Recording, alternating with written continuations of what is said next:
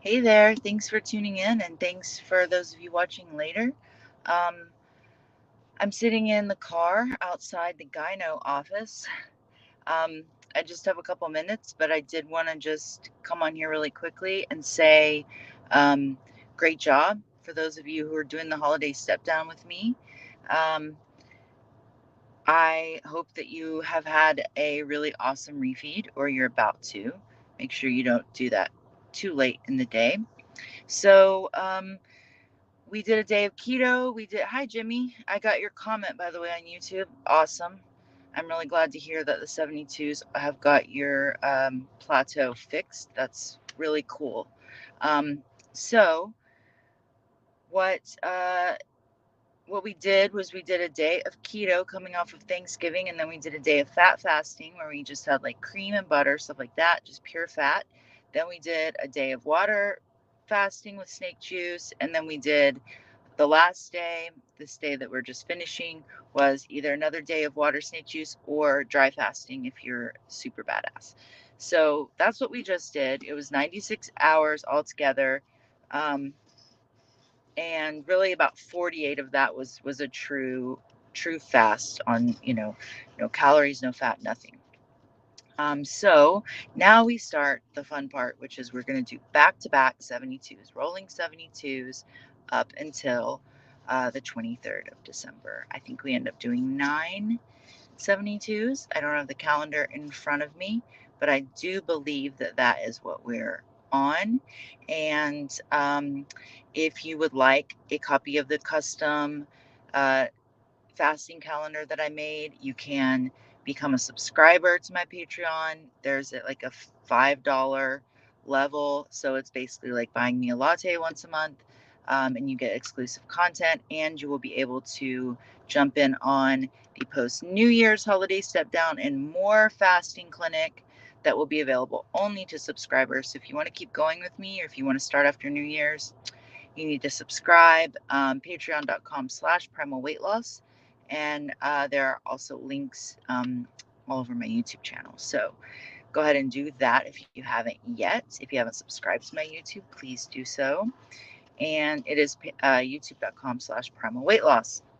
So what's about to happen is that after you refeed today, you're going to fast for 24 hours.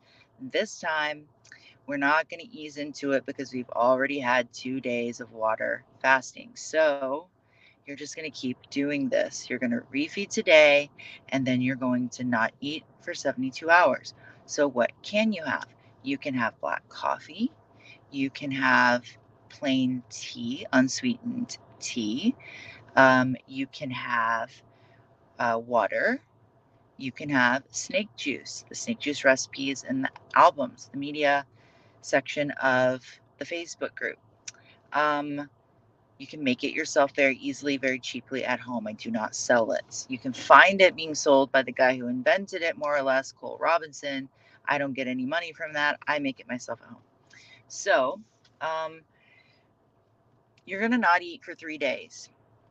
Probably most of you doing this have some experience with 72-hour fasts. If you don't, what you can expect is that you're going to be hungry. So you are going to experience some moments of intense hunger, but I want you to remember when you have those feels that they pass. Okay? You're going to feel that way for maybe 5 minutes, maybe 10, and then it's going to go away. And then yeah, it's going to come back. But what you'll find over time is that it will come back less and less often, and it will be less and less intense as this goes on.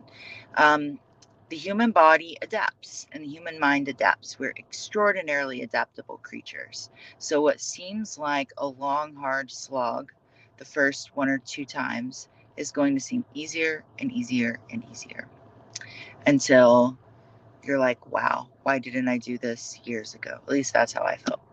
So, you can expect that you might have some trouble sleeping at night. You can take some kind of non-habit forming, natural sleep aid like melatonin, um, or whatever works for you.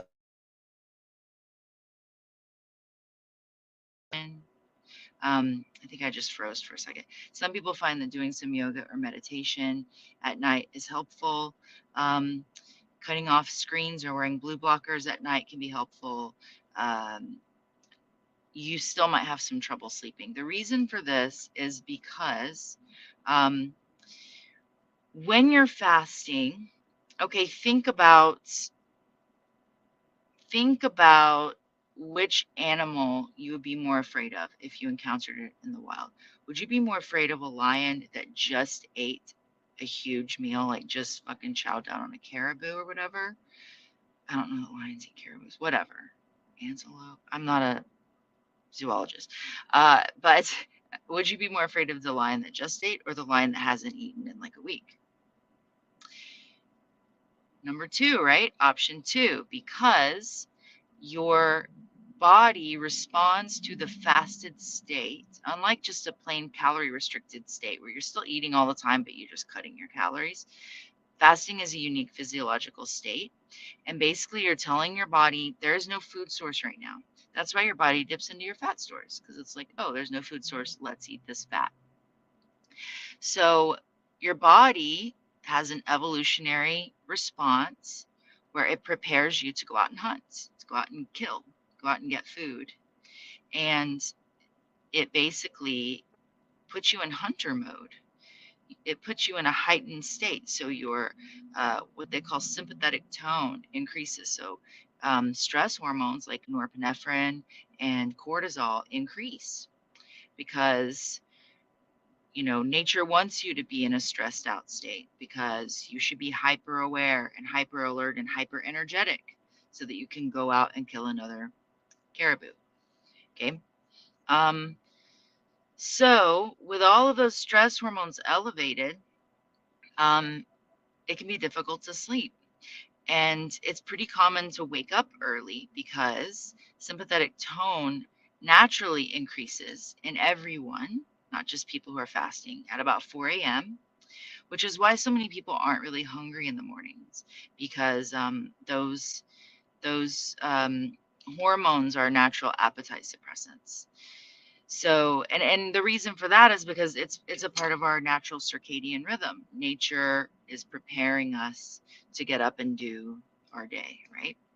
So, you may find it difficult to go back to sleep if you wake up about that time, in which case, go ahead and get up. That way, you'll be a little bit more tired at night. Um, and for those of you who are concerned about the increase in stress hormone, um, I would just say that fasting is not, it's a good thing to not think of fasting as just good. Oh, fasting is good. Fasting is a tool. So just like you can use a sledgehammer to knock down a wall that you need knocked down, or you can use a sledgehammer to like murder someone in cold blood, a tool is neutral. It depends on how you wield it and what you wield it for. So fasting is a tool, and we're using it temporarily to heal obesity.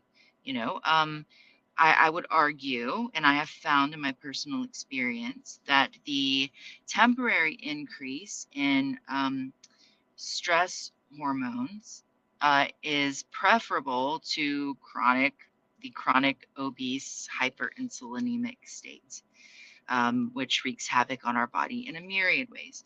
Tony asks, are you talking about intermediate fasting? I assume he means intermittent fasting. And no, go back and watch from the beginning. We were talking about 72-hour fasts.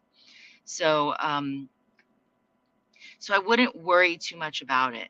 Now, if you were to continue, um, you know, doing back-to-back 72-hour fasts for 6 months, uh, maybe at that point it would be something to worry about. But even then, if you're able to fast 72 hours in a row back to back for 6 months, you probably have so much body fat on you that we're still on the right side of the balance by getting that fat off rather than worrying about the stress hormones. Okay. So,